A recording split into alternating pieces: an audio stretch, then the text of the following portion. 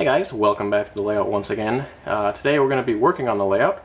I just received two big packages in the mail of supplies for the layout, of course. Last time we left off with the sub roadbed over here. We're just going to kind of leave that for now because I don't have the upper level staging bench work in yet.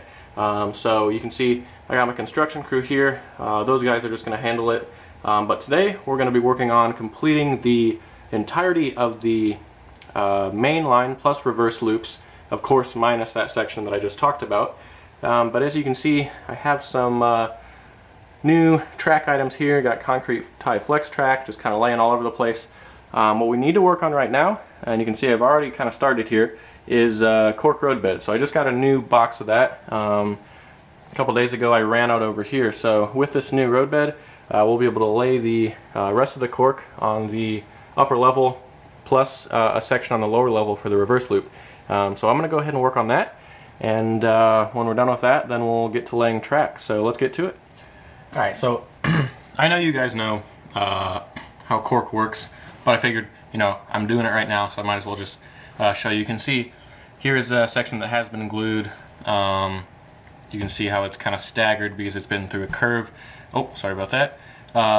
This section right here looks kind of rough. What'll happen is the turnout's going to sit right about here, and as the turnout kind of swings off to the right, I wanted a little extra wing right there, so it doesn't look that clean, but whatever does the trick. And so you're not gonna see that in the end. But your raw piece is just kind of square like this. You fold it in half, tear it, and then what you wind up with are pieces with beveled edges like this. So what I'm going to do is kind of align this here. I'll slide this piece in right here, and then as I was saying, I then use a glue gun. So some people prefer to use caulk, but just add a small amount and kind of spread it around, and you set that in there. Make sure you press it down and give it a few seconds, and then it's on there for good. So not a lot of forgiveness, but if you put it on there correctly, you don't put entire globs of it. You want it kind of smooth. You can actually pull it back up pretty easily without ruining the cork or the drywall. So anyway, I'm gonna do that to the next piece, and then I'll just work my way down, and we'll be back in a second, hopefully with most of the cork done. Alright guys, so I just got the cork roadbed on the upper level in, so I'll just walk around and show you that. We come over here, right where these locomotives are sitting. There will be a tunnel eventually. It's kind of hard to see here, but we got a really cool, just subtle S-curve. You can't even really see it, but you're coming through this curve and then across the bridge, and this right here is actually just one big slight curve. So you can't really see that, but it does look pretty good. You can see there's our siding roadbed off to the side. You can see how far apart the tracks are spaced. If you look at photos of the upper horseshoe curves on Crawford Hill, the tracks are just like this. So when they installed those tracks on Crawford Hill, they left quite a bit of space. I don't know exactly why, possibly for right-of-way access in between, or in the event of a derailment, easier cleanup so you can keep the coal trains rolling. So I don't know exactly, but we're trying to emulate that look there. That continues through the curve. We're heading uphill here.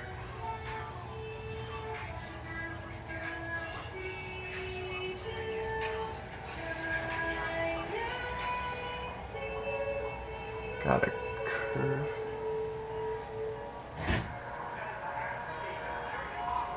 And then you can see over here, got the curve, the S-curve, through the backdrop. There will eventually be a tunnel portal there, and what I need to do now is figure out where this curved turnout will go. So I'm thinking it'll fit kind of right in there, and then off of here we'll just continue straight. Alright, so we have some sections of concrete tie flex track here. You can see I took the end ties off, so you can see the way they're arranged. Every piece is connected, or two ties are connected by a little piece on one side, whereas the other side they're loose. So these last two ties I used a Dremel and just really slightly cut the plastic underneath, and then when it hits the rail you can hear it, so it's really easy. Doesn't damage the rail at all, makes it go quickly, which is a lot easier than trying to use an X-Acto knife because that hurts your fingers after a while. What I'm doing here is actually kind of interesting. This is entirely new to me. I didn't even consider doing it until like 2 hours ago when I saw this thing laying around upstairs. And you're probably thinking, that's an awful idea, Cameron. Don't use tape to apply your track. However, I just tested it out because I didn't trust myself either. And honestly, this is so on there that I'm just gonna go with this all the way, which is much better in my opinion than laying down adhesive, because once it's down, as you can see over here, if you have any globs anywhere, it is very difficult to get up. And where this is really tight and it's not going to go anywhere, you can see I'm pushing on and everything, the lateral movement makes it so it doesn't slide around. If I wanted to, I could pull that up because this tape adhesive is essentially just tape, the sticky tape part.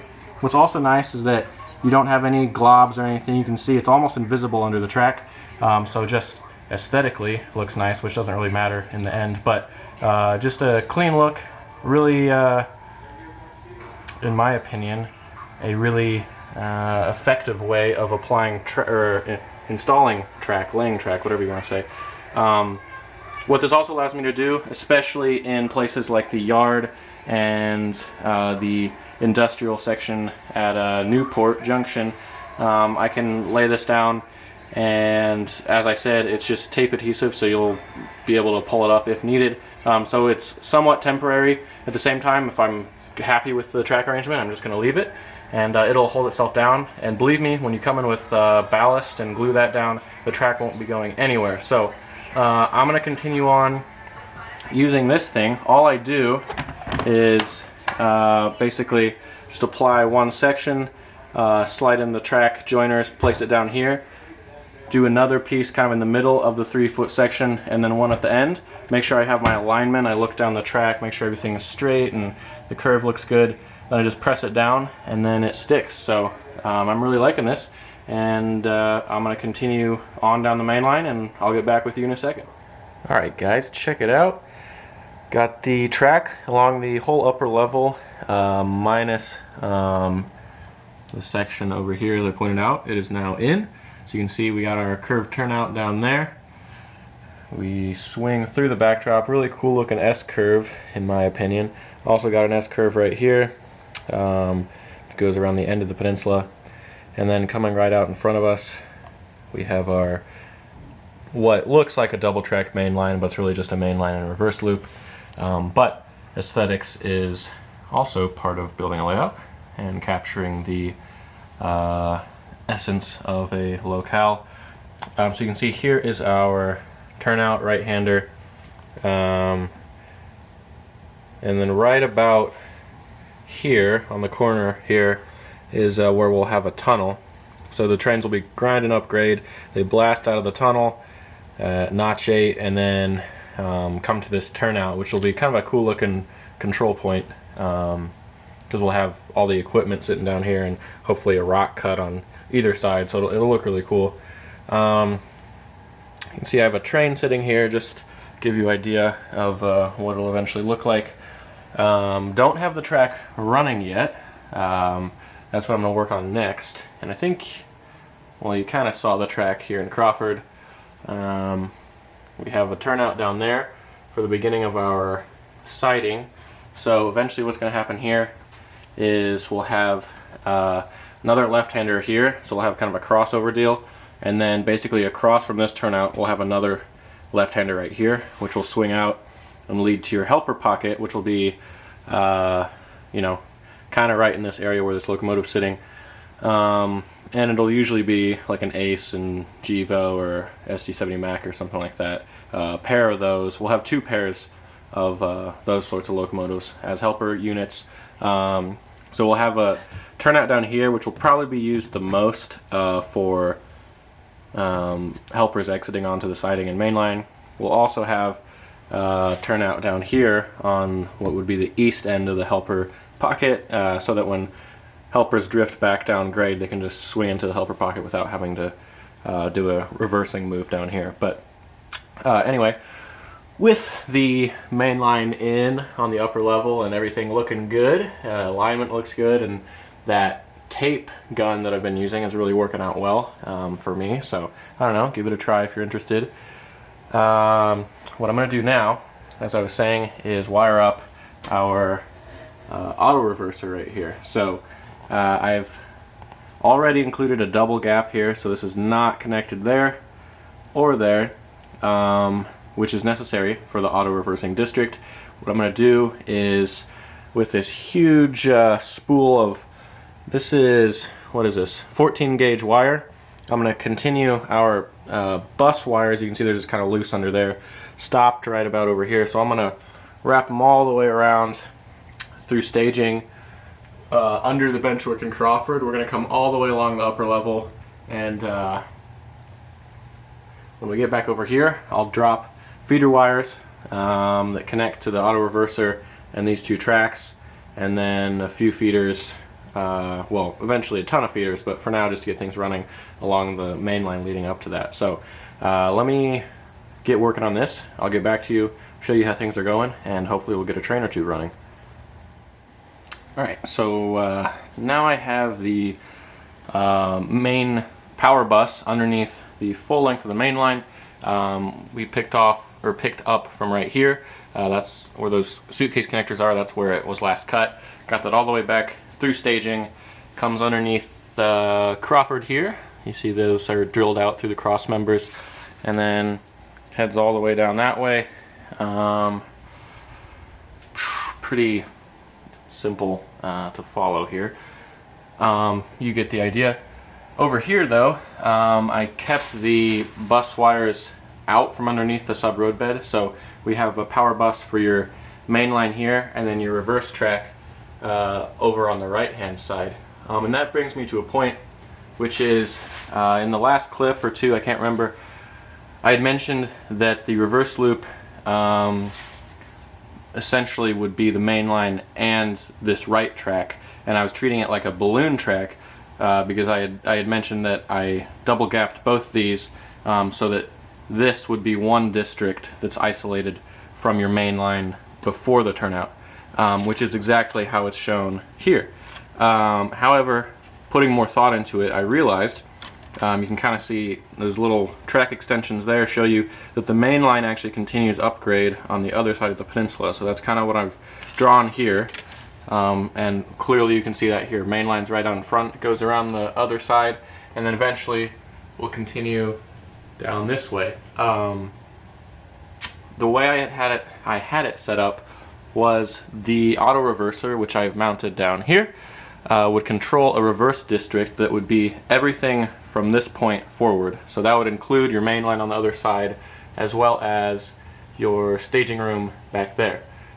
So I think I figured it out. I do not know, but by the end of the video you will know that I figured it out. But what I don't need to do is isolate this track. So the main line is just going to be solidly wired, connected to your power bus before the turnout. So this will all be connected all the way upgrade and around the other side of the peninsula into staging. What will be isolated is this point right here.